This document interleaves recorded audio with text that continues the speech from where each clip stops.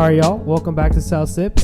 Today we have the head of FUTURISME Studios, a scholar, a gentleman, pan-africanist, and, just a great guy. Senay, welcome on. Hi. Hi.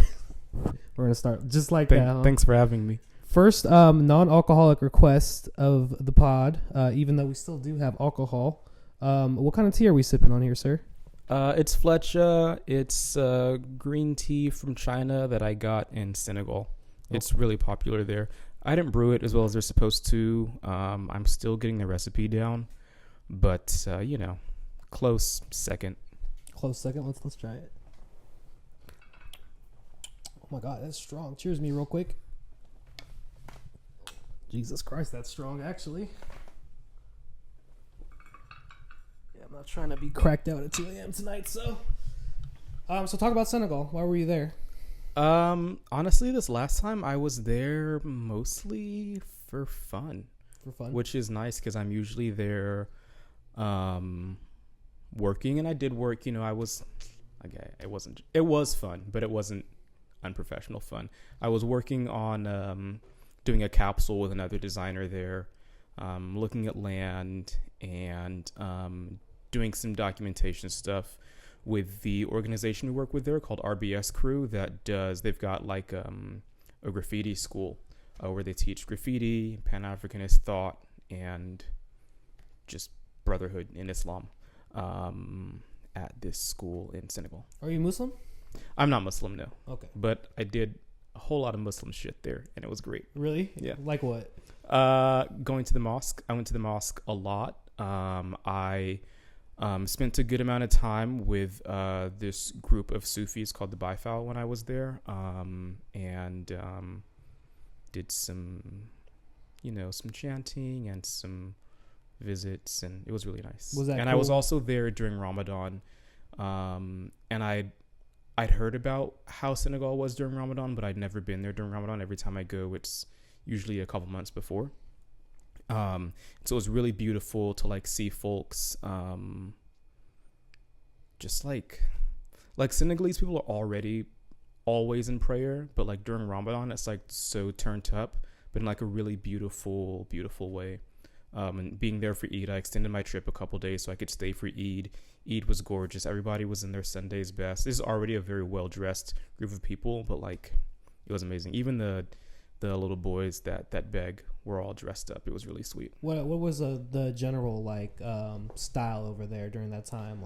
Traditional, what kind of African influence, or? Yeah, they wear a lot of long, colorful robes there.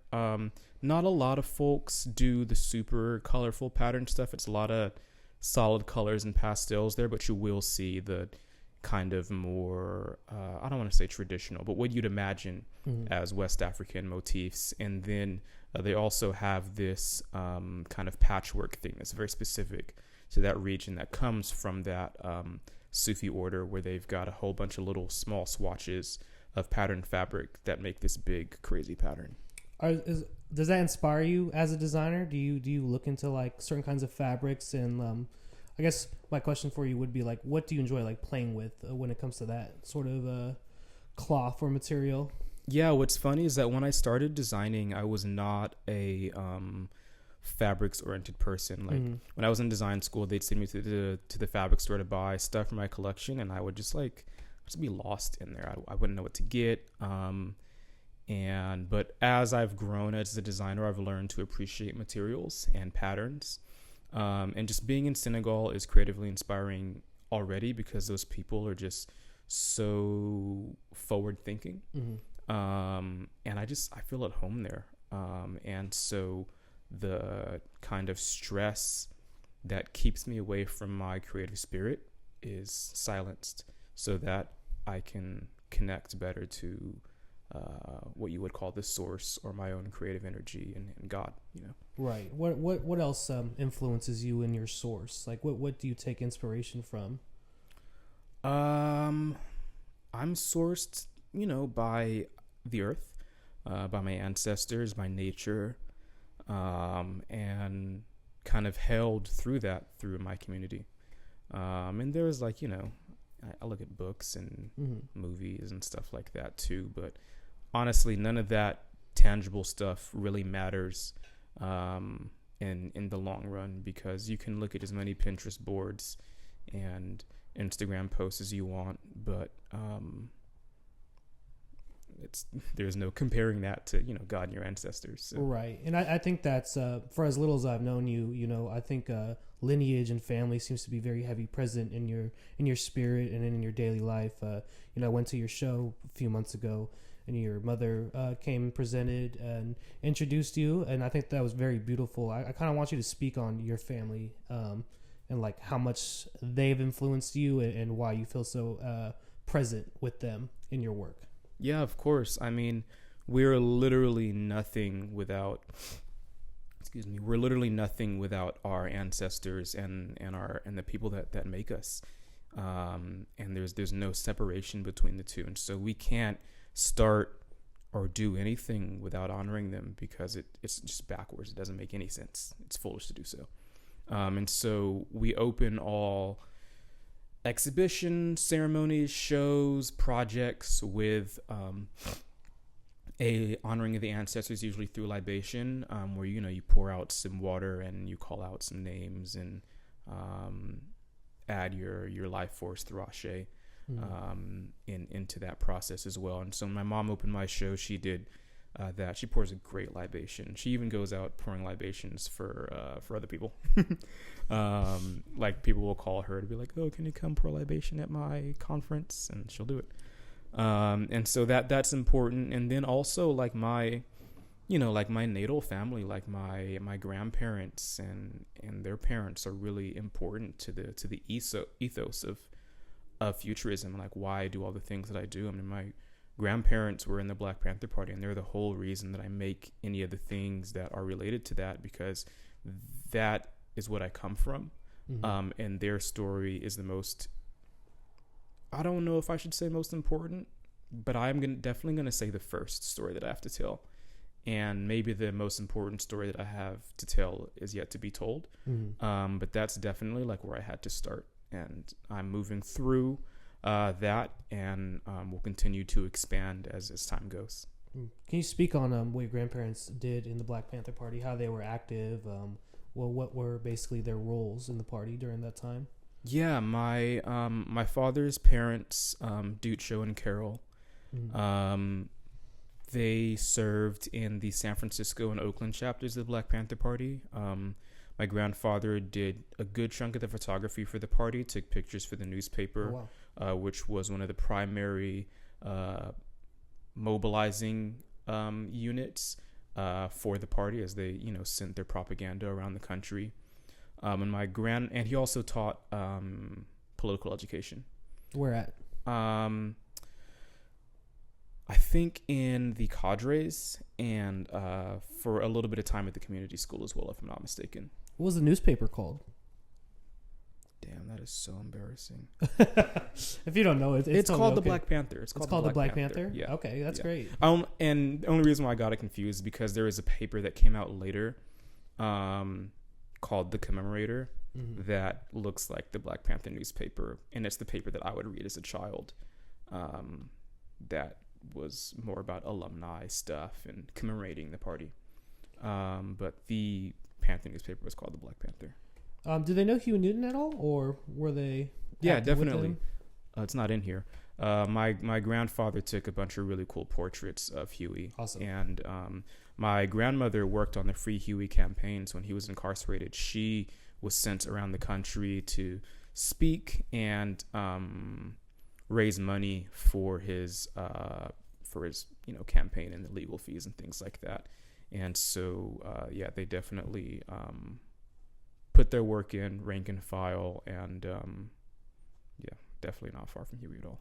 Outside of just the Black Panther Party, can you speak on a little bit of Black revolutionaries or Black liberators that you're really into or inspired by, whether current or past? Yeah, Garvey, mm-hmm. definitely, and Nkrumah. Mm-hmm. I was actually named after Kwame Nkrumah. My middle name is Osajifo, okay, which means the Redeemer, and it's the title that he was given when he liberated Ghana from the British.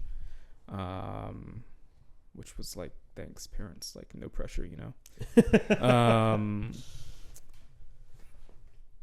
Kwame Ture. I love Kwame Ture. I think not only is he like brilliant and a great orator and a great organizer, and just like a visionary in general, and it made a big impact on my father and my family. But he's also just really funny, and I love watching that man speak. How about Thomas Sankara? Are you into him at all? Yeah, he's great. Honestly, like I could list pan-africanists that I like Right. like all day, but I definitely had to give you my top 3, and I think those are my top 3. What do you think within the current context of 2024? What does Black liberation and Pan-Africanism mean right now in the States? You know, it's funny. It means more now than it ever did, and I'm pretty sure you can always say that because it's so crucial and relevant. And I think that I don't want to say it's coming to light because it's been illuminated glaringly for decades and centuries. The extraction of resources and life from the African continent, and how, you know, everything that we know is built on the subjugation of our people.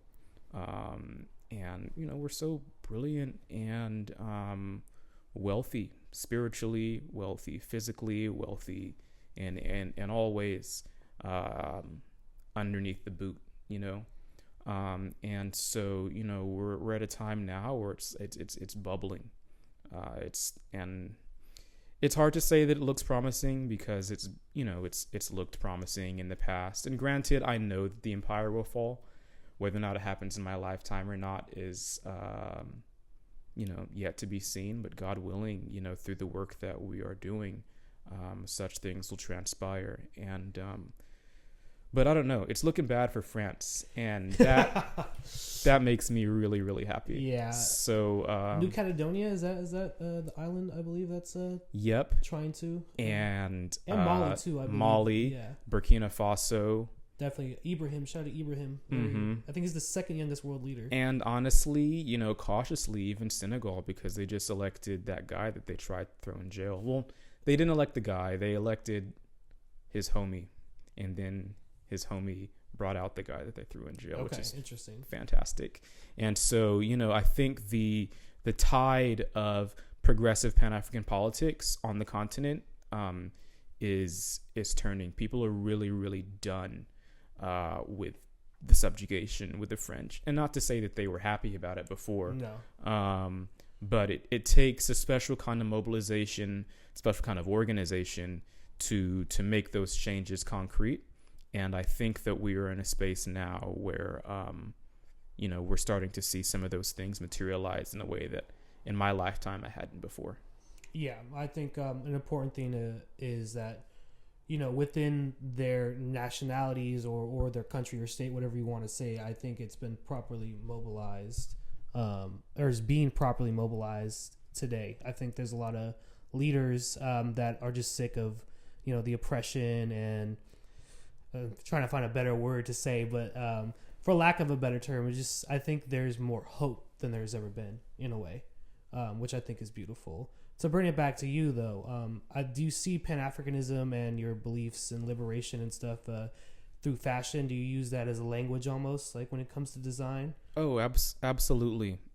Everything that I do as a designer is an exercise in Pan-Africanism, from the political aspirations of unifying African folks, from an economic standpoint, from a political standpoint, from an ideological standpoint, but also from a cultural and spiritual standpoint, because a lot of my work highlights those through ways that through, you know, the transatlantic slave trade, through all the things that have separated us from our source, that we are still connected to it. And building those bridges between Africans from West Oakland to East Oakland, from West Coast to East Coast, from, you know, the U.S. to the Caribbean, and from the Caribbean to Africa, and so on,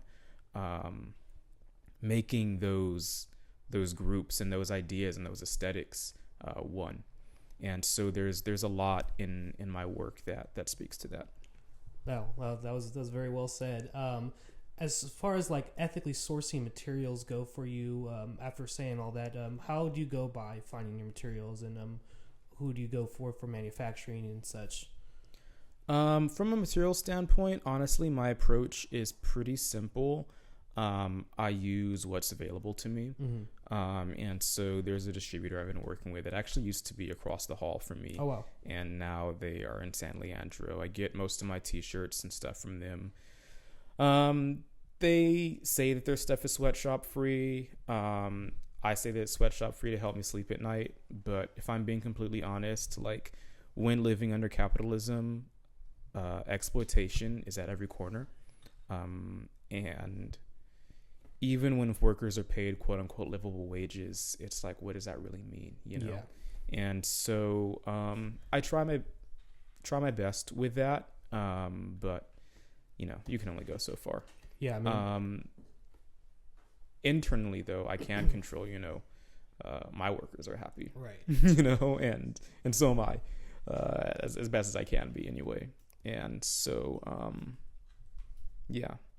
But my most recent collection is the first time that I'm doing an active transcontinental or intercontinental exchange when it comes to materials. Okay. And so I got my fabrics in the U.S. just because I could see them. I took them over there. I got some things made. And I've been thinking on ways to recontextualize and reimagine traditional African garments. Okay. In ways that, one, fit my own personal aesthetic sensibilities as a futurist, and two, folding them into a greater conversation about liberation, and in this particular case, through armed struggle. Through what lens are you a futurist? Do you see through Afrofuturist? Right. I don't always say Afro beforehand, just because I don't think it's necessary. Because the ways that Africans think about the world are always futurist, if that makes sense. And so being a pan-Africanist is being an Afrofuturist, because you're imagining a world that improves people's conditions and is different and better. And so space helmets are not, you know, right. This is Black futurism. Yeah. Yeah. It's not necessarily like in the sci-fi context or anything like that. It's just literally being a futurist as in seeing a better world for the future. It's about looking forward. Yeah. I mean, they say the future belongs to those who prepare for it today. And also science fiction, because I love that. Yeah, me too. So as a designer, take me back to like your early stages, what you first were drawn into, and what were you designing? Like, were you seeing clothes and sketching them? Were you filling materials in stores and saying, I could translate this in a way? Yeah, I mean, I don't want to go too far back to like when I was 3, but like maybe in between. I'm a product of independent Black schools. Mm-hmm. I went to 3 actually. I went to Roots of Unique Awareness in West Oakland. Then I went to Ile Omide in East Oakland, which is actually not far from where I live now. Mm-hmm. And they're still around. And then I did a year at Beams Village Academy, which is no longer around. And when I was at Ile Omide, the director of that school was an Intel engineer, former Intel engineer.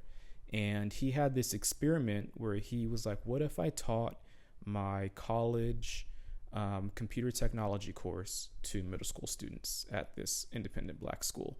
And I am a result of that experiment. It obviously worked. And so I learned graphic design and tech stuff early on, coming from already an artistic illustration background. And then after that, I went to Oakland School for the Arts, where I, refined my skills, and started to pivot towards my last year into graphic design, honestly, because I was just tired of drawing. We were taught screen printing during that time. And so we were given the opportunity to make clothes. And so the first clothes that I made before Madame Future, which became Futurism, were just cool t-shirts I made in high school. My first t-shirt I ever made was like, I had like a graffiti piece at the bottom, and like this like sci-fi girl on top of it with like a gun and like an anime style that I drew from like this How to Draw Robots book that I had. And then I kind of just like went from there, developing my aesthetic. And once I got out of high school, found my purpose. And once you find purpose, everything makes sense, if that makes sense. And if that makes sense. And so that's where my more political work came in.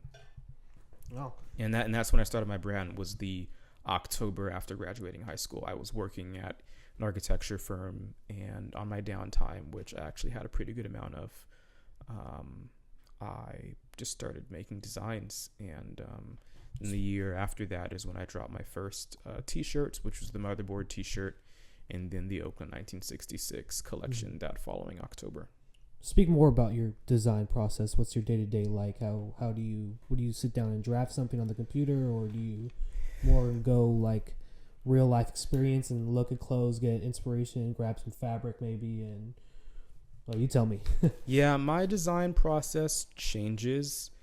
Lately I actually haven't been very happy with it, just because I've been working a lot and not making a lot of art. Mm-hmm. But when I'm at my best, my first hour of the day is dedicated to making art. I come in here, I don't do any emails, I don't do any of that stuff.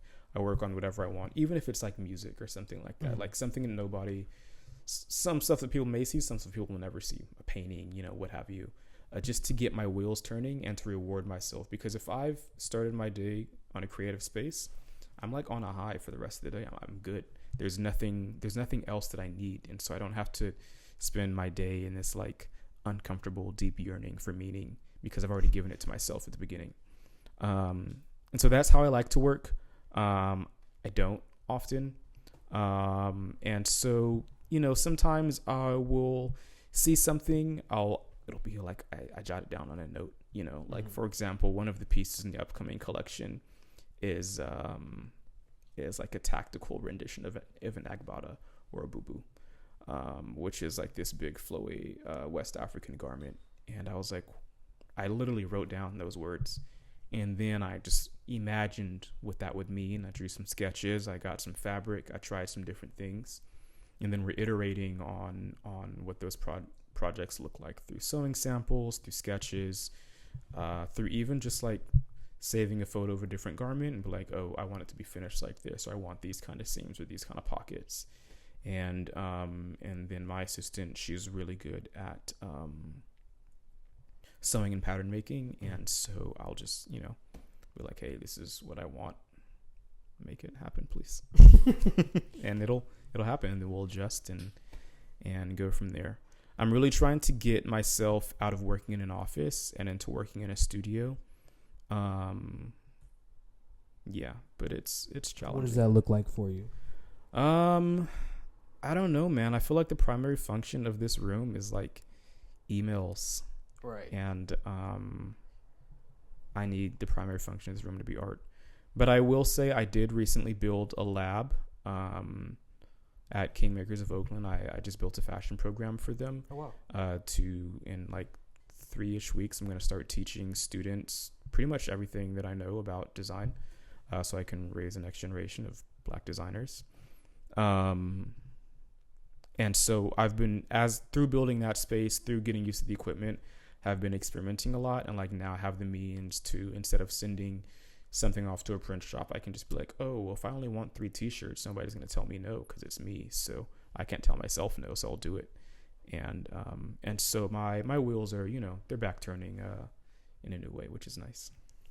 Speaking on like OSA and when you were going to the independent schools, do you still stay in touch with all those peers that you made friends with back in the day, or? I stay in touch with my friends from high school. A lot of them aren't in the Bay Area anymore, but a few of them are. And a lot of them are doing really cool stuff. I do keep up in a decent sense with my instructors from middle school and elementary school. And I'm actually going to go over to that school next week to see their art show. My brother is now the art teacher there, which is like a super full circle moment. Wow. His daughter goes there. It's really sweet.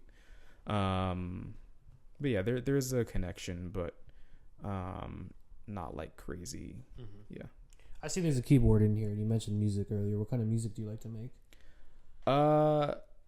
Science fiction. Science fiction? Yeah, I think that's the best way to describe my music. Almost like a score in a way, or sometimes a score, sometimes a ballad, sometimes something danceable.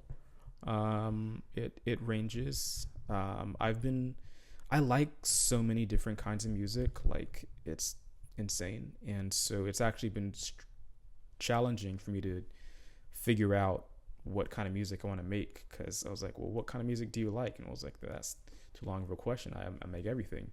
And so, but I've been over the past decade kind of carving out a sound for myself, and it's one of those things that it's like nobody expects it of me, and so it's like the last bit of creativity that I have, like for myself, like solely, which is nice. But I am going to put some music out soon. Oh, I was just about to ask that. I was going to say, is that more of like a personal expression with music?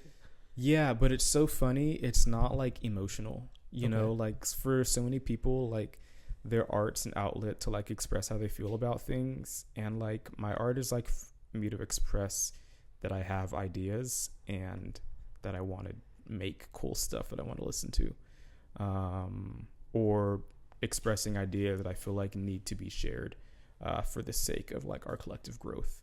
And so there's the sometimes a connect, sometimes a disconnect between my feelings and my artwork.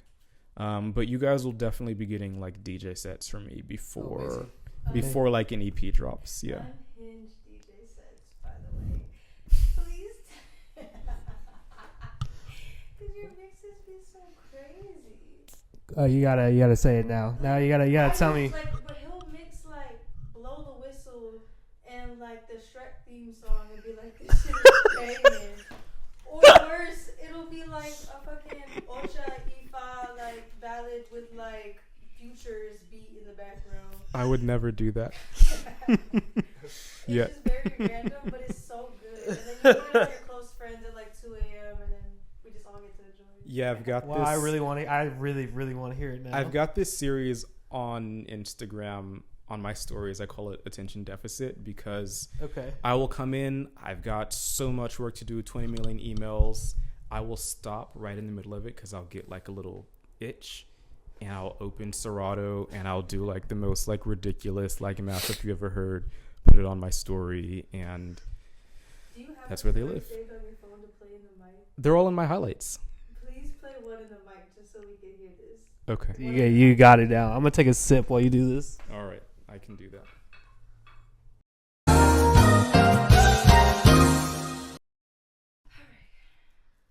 Should I play it? Play it. Yes. Well, tell the people what they're about to witness. You're about to witness Attention Deficit episode, I want to say like 240 something. Oh my lord.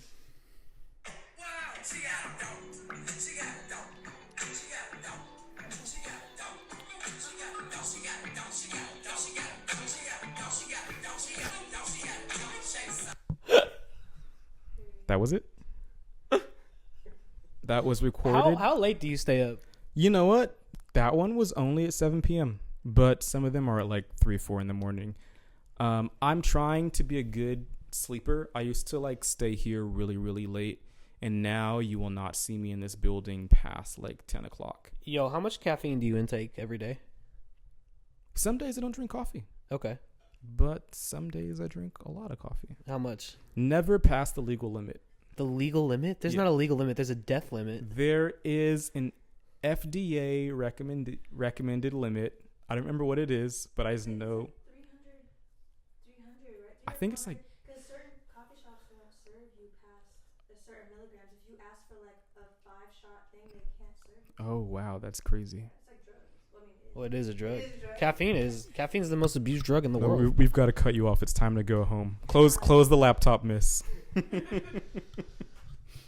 What kind of sci-fi movies do you like, dog? Damn. Dune. Yeah, we're not talking about anything serious anymore. We're going Dune. Dune? Yeah, but like all Dunes. All Dunes? Except for I didn't see the one in the early 2000s. The miniseries on Sci-Fi. Yeah, we watched like the first episode and a half. I think it's all the Fremen are white people, which not great. And you know what? Sometimes that's okay. Sometimes it's okay for us not to be on the screen, because when we're on the screen, we have to think about who's on the other side of the camera. True. And the people on the other side of the camera have us do the things on the screen that maybe we shouldn't be doing and shouldn't be seeing. And so sometimes I like watching shit with no black people in it, because I'm like, the studio, they can't embarrass me. They can't defile my people. They just keep my name out your mouth, and I get, inclusion and all of that. Tell your own story, I don't want the white man to tell my story. That's insane. So, Frank Herbert's white. God bless him. He just really, really, really loved Islam and shrooms. He really did. That's basically what Dune is. He went to the Middle East, did a shit ton of shrooms. My God, I love Islam and psychedelics. Bro, spice? The spice melange? Come on. Come the fuck on. Did you see the David Lynch one? The one with Comic I watched that a lot growing up. Bro. And I realized that a lot of my film work when I was in school is all like that. And I didn't even know. Like, I hadn't seen it in a few years when I got to college. And then I showed one of my films to one of my mentors, and he says, "This reminds me of David Lynch." And I said, "What do you mean?" And I was like, oh. I watched it again. But it's good. It has its merits. I always go back to the rat and the cat in the cage, because that's not mentioned in the books or anything whatsoever. David Lynch is just a sicko and wanted to put animals in cages for whatever goddamn reason. He's a weird guy. He is. But, I don't know. Would you make a short film? Are you into film like that? Or I actually have a short film dropping. Oh shit! Soon? Question mark. It's done. It's been done. Oh my God! It's so embarrassing how long ago I shot this. I shot this film in 2018. Oh my God! I finished it in 2020. Oh shit! It's 2024. Fuck. Anyway, it's coming. It's just sitting on a hard drive waiting for the guy that I made it with to say yes. Can you speak on it? Like, what's the movie about? Is it like a documentary? Is it fictional? Is it? It's like I don't want to say it's like Beyonce's Lemonade, because I made it with $35 and a flight to South Africa. But pretty much the same thing. It's a music. It's more than a music video. It's like a visual EP. It's like, I want to say 3 songs. You scored it? I actually did. I didn't make the music that it's about. My stepdad, he goes by the name of Spirit of the Nation. Shout out. It's his music, but I did score the intro because we needed some orchestral stuff. Mm-hmm. And I was like, don't call the producer. I'll just do it myself. And then I did it. But it's kind of inspired by like Akira Kurosawa. Stuff and like westerns, and like Mad Max on the sneak. What's your favorite Kurosawa film? Don't remember. It's okay. Did he make Ron? Or is that somebody else? You know what? Honestly, I don't even know why I asked that question. I just remember my favorite one is the one in the castle where they see the demons in the forest. Okay, great. So we're on the same page. We're on the same. I know Kurosawa was good, but can't tell you shit about him except for maybe some shots I like. Yeah. I mean, he was a genius. You know what? Watching the video essays about his films, damn, it's blasphemous to say, are almost as good as the films. Like, I like watching people show me and talk about his films and like really break them down so I can like learn how to be a better filmmaker than simply just watching the films without any context, if that makes sense, even though they are really enjoyable. Do you respect video essays as a medium? I love video essays. They're incredible, right? Yeah. Especially when it's like someone like doing like an 8-hour video on like Pokemon graphics or something, just like God. Incredibly like some insane hyperfixation someone just had, and they were like, I have to put this to the world. I love insane hyperfixations, all of them, all of the ones that are okay. All right, back. You said you had like $45 to make this film, right? If you It was more like 450. 450, But okay. in Times 10. filmmaking, Hey, that's yeah, $45. That's like a penny. Yeah. Yeah. If given the budget, let's get back to design. What kind of show would you have given the budget? Talking like Louis Vuitton money, any kind of money. Oh, like fashion show. Like yeah, like you know how like Kendrick, I forget for who it was. Kendrick was like literally playing his song while people were walking live.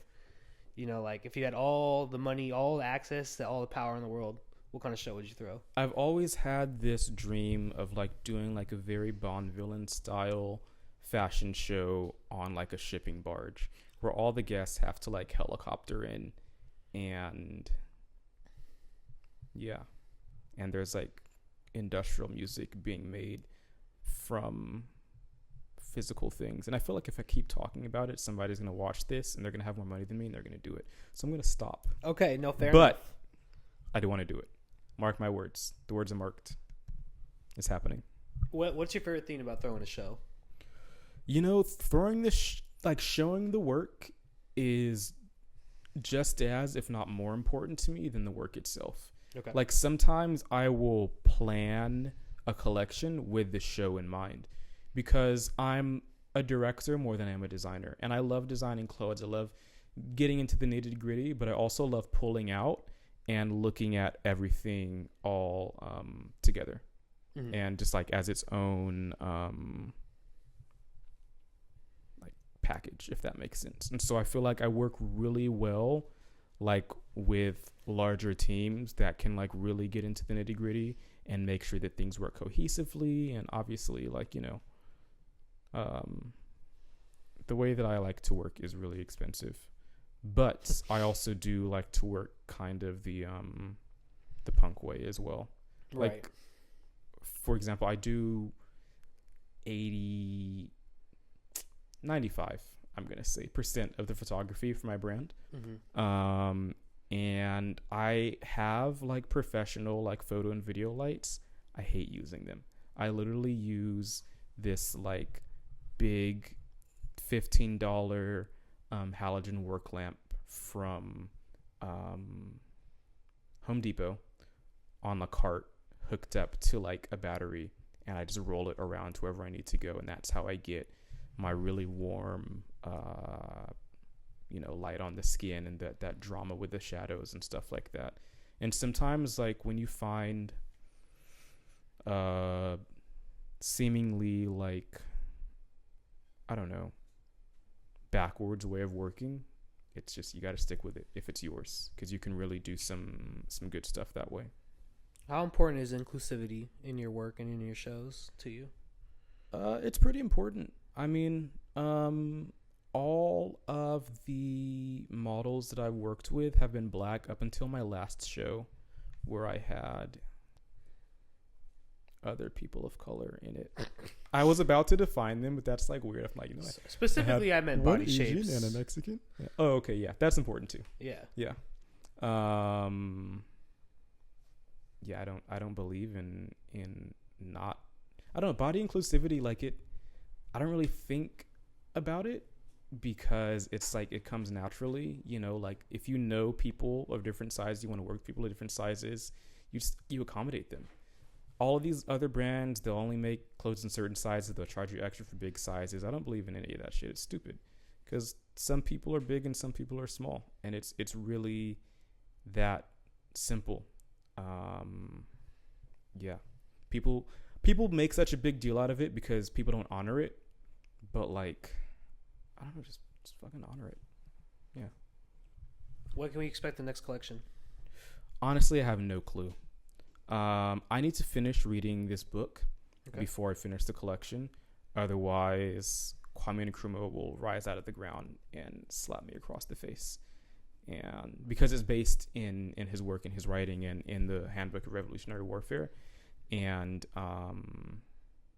yeah, have to put my knowledge before my wisdom in this one. Are we going to get a very visceral show out of that? You know, I don't even know if I'm going to do a show. Wow. I might just do a camp. Shows are really expensive. That's true. And like, they only last like a night, you know? And so I might just do like a really cool campaign. I've also been into like doing I do my collections in seasons, like a TV show does seasons, and so the season will open, and I'll release things and show things throughout that season, and then it'll close. And so season 5 is about to start nowish. I just announced it, I don't know, like a couple weeks ago. I'm gonna put some kafiyas out in a sec, because they're necessary, and people have been asking me for them. And then I'm gonna buckle down, do the rest of this stuff, and you'll see that.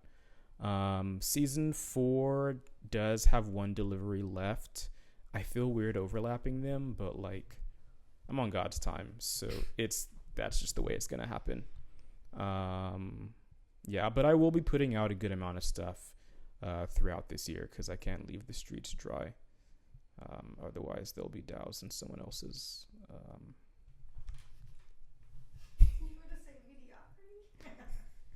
I was going to say fluid, but I just... I think that's a great place to end it. Thank you so much for your time, man. Of course. This was really awesome. I can't lie. This was a great time. Thanks for coming, and I hope you have a great rest of your day. End it right there. That was beautiful.